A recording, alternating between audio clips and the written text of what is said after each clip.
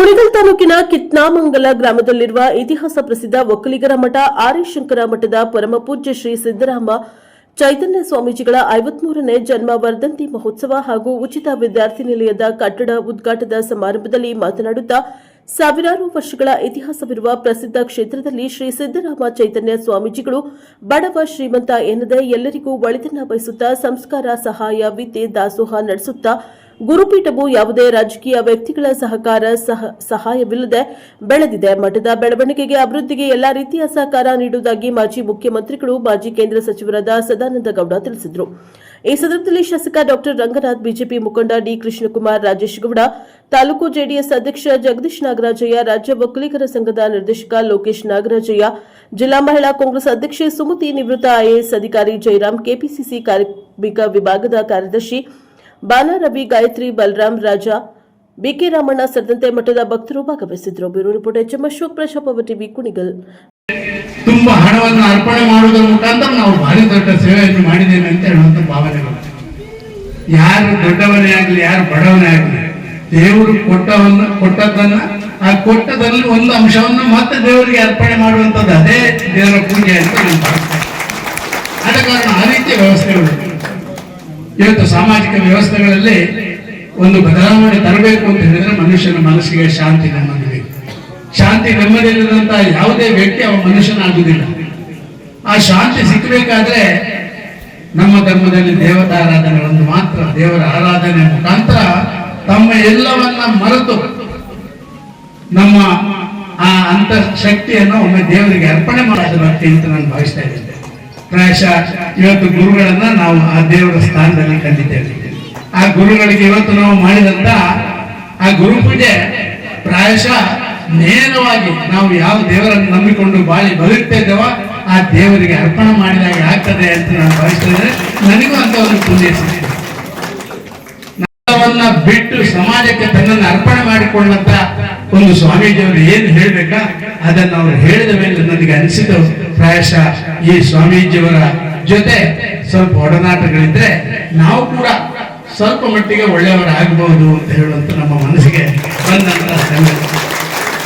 ಸ್ವಾಮೀಜಿಯವರು ಆಗ್ಲೇ ಹೇಳಿದ್ರು, ಏನು ಗೊತ್ತಿಲ್ಲ, ದೇವ ಸಂಕಲ್ಪ, ನಮ್ಮಲ್ಲಿ ಒಂದು ಕಾರ್ಯಕ್ರಮ ಇದೆ, ಸದಾನಂದ ಗೌಡರು ನೀವಲ್ಲಿ ಬರಬೇಕು. ನಾನು ಒಪ್ಕೊಂಡೆ. ಇವತ್ತು ಪ್ರಾಯಶಃ ನಾನು ಮುಖ್ಯಮಂತ್ರಿ ಆಗಿದ್ದಾಗ, ಕೇಂದ್ರದ ಮಂತ್ರಿ ಆಗಿದ್ದಾಗ ಎಲ್ಲಿ ನೋಡದಂತ ಒಂದು ಅದ್ಭುತವಾದಂತ ಪುಣ್ಯ ಕ್ಷೇತ್ರಕ್ಕೆ ಇವತ್ತು ಬಂದಿದೆ. ಇದಕ್ಕೆ ಯೋಗ ಅಂತ ಹೇಳ್ತಾರೆ. ಯಾವುದೋ ಒಂದು ವ್ಯಕ್ತಿಗೆ ಎಲ್ಲ ಕಡೆ ಎಲ್ಲ ಸಂದರ್ಭದಲ್ಲಿ ಹೋಗ್ಲಿಕ್ಕೆ ಆಗುದಿಲ್ಲ. ಆ ದೇವರು ನಿಶ್ಚಯ ಮಾಡ್ತಾನೆ, ಇಂಥ ಸಂದರ್ಭದಲ್ಲಿ ನೀನು ಬರಬೇಕು ಅಂತ ಹೇಳಿ. ಇವತ್ತು ಗುರುಪೂಜಾ ಉತ್ಸವದ ಸಂದರ್ಭದಲ್ಲಿ ಬರಲಿಕ್ಕೆ ಸಿಕ್ಕಿರುವಂತದ್ದು ಪ್ರಾಯಶಃ ಆ ಸ್ವಾಮೀಜಿಯವರು ನಮಗೆ ಇನ್ನೂ ಹೆಚ್ಚು ಆಶೀರ್ವಾದ ಮಾಡ್ತಾರೆ, ಸಮಾಜಕ್ಕೆ ಕೆಲಸ ಮಾಡಲಿಕ್ಕೆ ಶಕ್ತಿಯನ್ನು ಕೊಡ್ತಾರೆ ಅಂತ ನಾನು ತಿಳ್ಕೊಳ್ತಾ ಇದ್ದೇನೆ. ಅಂತ ಒಂದು ಅದ್ಭುತವಾದಂತ ಕಾರ್ಯಕ್ರಮ. ಅವರ ಕಷ್ಟ ಸುಖಗಳಲ್ಲಿ ಭಾಗಿಯಾಗಂತದಕ್ಕೆ ನಾವೆಲ್ಲರೂ ಈ ಸಮಾಜ, ಈ ಮಠ ಬಲಿಷ್ಠ ಆಗ್ಬೇಕಾಗಿದೆ. ಅದನ್ನು ತಾವೆಲ್ಲರೂ ಮನವರಿಕೆ ಮಾಡ್ಕೊಳ್ಬೇಕು ಅಂತ ಹೇಳಿ ತಾವೆಲ್ಲರೂ ಸಹ ಈ ಕಾರ್ಯಕ್ರಮದಲ್ಲಿ ಶ್ರದ್ಧಾಭಕ್ತಿಯಿಂದ ಭಾಗವಹಿಸಿದ್ರಿ. ತಾವೆಲ್ಲರೂ ಸಹ ಹನಿ ಗೂಡುಗಳ ಹಾಗೆ ದಾನವನ್ನು ಮಾಡಿದ್ವಿ. ನಾನು ಬಹಳಷ್ಟು ಜನ ಕೇಳ್ತಾ ಇರ್ತೀನಿ, ನಮ್ಮ ಯೂನಿಯನ್ ರವಿ 25 ಲಕ್ಷ ಮುಗಿಸ್ತೀನಿ ನೋಡಿ ಟಾಟಾ ಮಾಡಿಲ್ಲ. ನಾನು ಹೇಳಿದೆ, ಏನಪ್ಪ, ನೀವು ಚೆನ್ನಾಗಿರ್ಬೇಕು, ಮೊದಲು ನೀವು ಸಂಸಾರಸ್ಥರು, ನೀವು ಚೆನ್ನಾಗಿರ್ಬೇಕು, ನಿಮ್ಮ ಹೆಂಡತಿ ಮಕ್ಕಳನ್ನೆಲ್ಲ ಚೆನ್ನಾಗಿ ಸಾಕಿ ನಿಮಗೇನಾದ್ರು ಉಳಿದ್ರೆ ಒಂದು ದಾನ ಮಾಡಿ ಅಂತ ಹೇಳ್ತೀನಿ ಅಷ್ಟೇ. ನಾನು ಸುಮ್ಮನೆ ಮಾಡ್ಬೇಡಿ. ನನಗೆ ನೀವು ಫಸ್ಟ್ ನಿಮ್ಮ ಹೆಂಡತಿ ಮಕ್ಕಳು ನಿಮ್ಮ ಮನೆಯೆಲ್ಲ ಚೆನ್ನಾಗಿ ಇಟ್ಕೊಳ್ಳಿ, ಆಮೇಲೆ ಒಂದು 10 ರೂಪಾಯಿ 20 ರೂಪಾಯಿ ಉಳಿಸಿ ಮೋಜು ಮಸ್ತಿ ಮಾಡೋದನ್ನು ಬಿಟ್ಟು ಸಮಾಜಕ್ಕೆ ಕೊಡಿ, ಮಠಕ್ಕೆ ಕೊಡಿ, ಇದಷ್ಟೇ ನನ್ನ ಮನವಿ ಅಂತ ಹೇಳಿ ಇವತ್ತು ನಾವೆಲ್ಲರೂ ಸಹ ಆದಿಶಂಕರೇಶ್ವರನ ಈ ಸನ್ನಿಧಿಯಲ್ಲಿ ಸೇರಿದ್ವಿ. ಇದು ತುಂಬಾ 1000 ವರ್ಷಗಳ ಇತಿಹಾಸ ಇರ್ತಕ್ಕಂಥದ್ದು.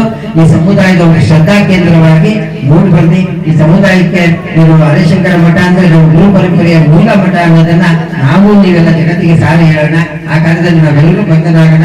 ಅದಕ್ಕೆ ನಮ್ಮ ಶಾಸಕರಿದ್ದಾರೆ, ಅವರು ಸಹ ಸಹಕಾರವನ್ನು ಕೊಡ್ತಾ ಇದ್ದಾರೆ. ಎಲ್ಲಾ ನಾಯಕರು ಆರ್ಥಿಕವಾಗಿ ಎಲ್ಲ ಕೊಡ್ತೀವಿ. ಈಗ ಅಧಿಕಾರ ಇದೆ ಶಾಸಕರಿಗೆ, ಅವರು ಒಂದು ದೊಡ್ಡ ಮನಸ್ಸನ್ನು ಮಾಡಿ ನಾನು ಹೇಳ್ತಾ ಇದ್ದೀನಿ, ಈಗ ಡಾಕ್ಟ್ರೆ ನೋಡಿ ಇವಾಗ ಏನೋ ಮಾಡ್ತಾ ಇದೀವಿ, ನಾನು ನಾಳೆ ಏನಾದ್ರು ಹೋಗ್ಬಿಟ್ಟು ನೆಕ್ಸ್ಟ್ ಯಾರು ಸ್ವಾಮೀಜಿ ನೋಡ್ತದೆ ನಮ್ಮ ಮನೆಗೆ ಬಾಡಿಗೆ ಬರ್ತಿದ್ದ, ಎಷ್ಟು ಬಂದೈತೆ ಏನಿದೆ ಅಂತ ಕೇಳ್ತಾರೆ.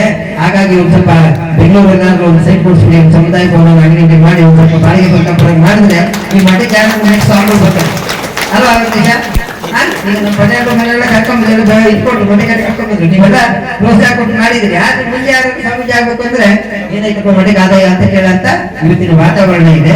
ಹಾಗಾಗಿ ಒಂದಷ್ಟು ಏನಾದ್ರು ಮಠಕ್ಕೆ ಒಂದು ಆದಾಯದ ಮೂಲವನ್ನು ಗುರುತಿಸಿದ್ರೆ ಶಾಸಕರು ಹೆಚ್ಚಿನ ಪಾತ್ರವನ್ನು ವಹಿಸಬೇಕು ಅಂತೇಳಿ ಇವತ್ತು ತಾವೆಲ್ಲರೂ ಇಲ್ಲಿ ಒಂದು ಕಾರ್ಯಕ್ರಮ. ನಾನು ಸಹ 15 ವರ್ಷದಿಂದ ಜೊತೆಲಿ ಗುರುಗಳ ಜೊತೆ ಒಡನಾಟಿ ಆಗಿದ್ದೀನಿ. ದಯಮಾಡಿ ಇಲ್ಲೊಂದು ಸ್ವಲ್ಪ ಕೆಳಗೆ ವ್ಯಾಜ್ಯ ಇದೆ, ಜಮೀನು ಸಣ್ಣ ವ್ಯಾಜ್ಯ, ಅದು ಅವ್ರು 30 ಎಕರೆ 25 ಅಷ್ಟು ಐತೆ. ಅದು ಆದಷ್ಟು ನೀವೆಲ್ಲ ಎಷ್ಟೋ ಜನ ಈ ಸ್ಟೇಜ್ ಮೇಲೆ ಇದ್ದೀರಿ, ಅವ್ರಿಗೆಲ್ಲ ನಮಸ್ಕಾರ ಮಾಡಿ ಕೇಳ್ತಾ ಇದ್ದೀನಿ. ಅಂದ್ರೆ ಅದೊಂಚೂರು ಪರಿಹಾರ ಮಾಡ್ಕೊಡಿ ಅಂತ ಕೇಳ್ಕೊಂತ ಇದ್ದೀನಿ. ಆ ರಸ್ತೆನೂ ಸುಧಾ ಒಂದ್ ಸ್ವಲ್ಪ ಅಗಲವಾಗಿರ್ಲಿ ಅಂತ ಕೇಳ್ತಾ ಇದ್ದೀನಿ. ಮಾನ್ಯ ಶಾಸಕರಲ್ಲಿ ನಮ್ಮೆಲ್ಲರ ಮನವಿ, ದಯಮಾಡಿ ಇದನ್ನು ಮಾಡಿಕೊಡಿ. ಇದು ನಮ್ಮ ಮಠ, ನಮ್ಮ ತಾಲೂಕಲ್ಲಿ ಒಕ್ಕಲಿಗರ ಮಠ ಒಂದೇ ಇರೋದು. ದಯಮಾಡಿ ಸಹಕಾರ ಮಾಡಿ ಎತ್ತರಕ್ಕೆ ಬೆಳೆಸಬೇಕು ಅಂತ ಕೇಳ್ತಾ ಇದ್ದೀನಿ. ನಮ್ಮ ಗುರುಗಳು ಒಳ್ಳೆ ರೀತಿಯಲ್ಲಿ ಮಠ ನಡೆಸ್ಕೊಂಡು ಹೋಗ್ತಾ ಇದ್ದಾರೆ. ಸದ್ಭಕ್ತರು ಸಹ ಸದಾ ಈ ಮಠಕ್ಕೆ ಕೆಲಸ ಮಾಡಕ್ಕೆ ಆತರವಾಗಿ ಇರ್ತಾರೆ. ದಯಮಾಡಿ ನನಗೆ ಮಾತಾಡಕ್ಕೆ ಅವಕಾಶ ಮಾಡಿಕೊಟ್ಟ ನಿಮ್ಮೆಲ್ಲರಿಗೂ ಹೋಲಿಸಿ 2 ಮಾತು ಮುಗಿಸ್ತಾ ಇದ್ದೀನಿ. ಕಡೆಯಿಂದ ಶಕ್ತಿ ಬೇಕು ಅಂತ ನನಗೂ ಹಲವಾರು ಜವಾಬ್ದಾರಿಗಳಿದೆ.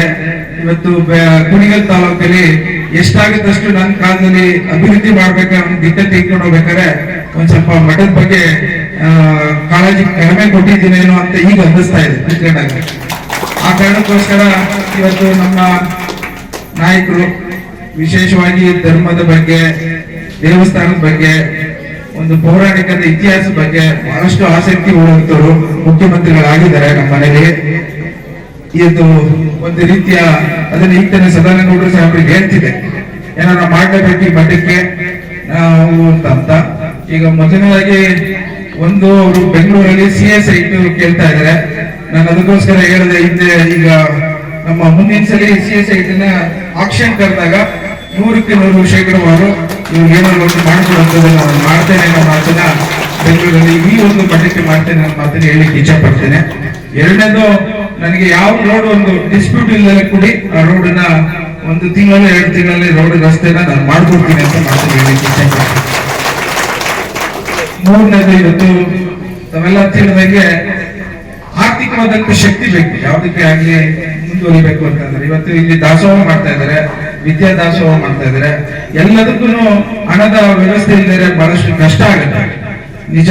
ಆ ಕಾರಣಕ್ಕೋಸ್ಕರ ಬಹಳಷ್ಟು ಜನ ಭಕ್ತಾದಿ ವೃಂದದವರು ಇವರು ಯಾರ ಬೇಡಿಕೆ ಇಲ್ಲದೆ ತಾವೆಲ್ಲ ತೋರಿಸ್ಕೊಂಡು ಇವತ್ತು ಈ ಒಂದು ಮಠಕ್ಕೆ ಶಕ್ತಿ ಕೊಟ್ಟು ಬಂದಿದ್ದೀರಿ. ನಿಮ್ಗೆಲ್ಲರಿಗೂ ಮೊದಲನೇದಾಗಿ ನಾನು ಕುಣಿಗಲ್ ತಾಲೂಕಿನ ಪರವಾಗಿ ಧನ್ಯವಾದ ಬಯಸ್ತೇನೆ.